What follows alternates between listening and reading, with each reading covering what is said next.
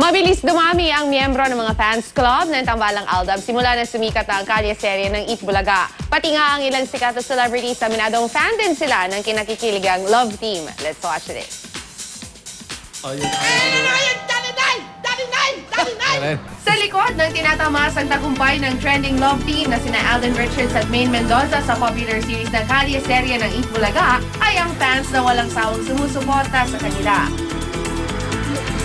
Sa mahigit 3 buwang pamamayagpag ng Aldab sa ere, halos hindi na mabilang ang fans club ng dalawa dito sa buong Pilipinas maging sa ibang bansa at sa buong mundo.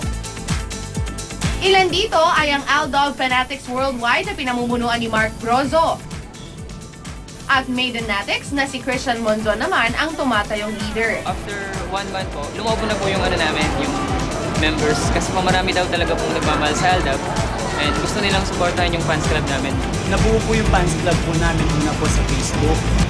Nitong July lang nang maisipan nilang bumuo ng fans club at hindi nila inasahan na dadami agad ang kanilang members na galing pa sa iba't ibang lugar. Lahat daw kaya nilang gawin alang-alang sa kanilang iniidolo na sina Alden at Yaya Dog.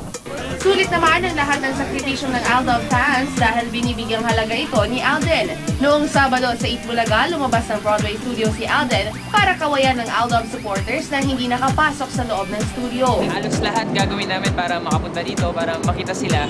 At saka gusto namin i-spread yung good vibes at saka yung paniniwala ng forever. Kasi yun yung ano nila, yung message nila na may forever pagdating sa love. Salamat po sa mga ipinakita nyo pong aral sa amin.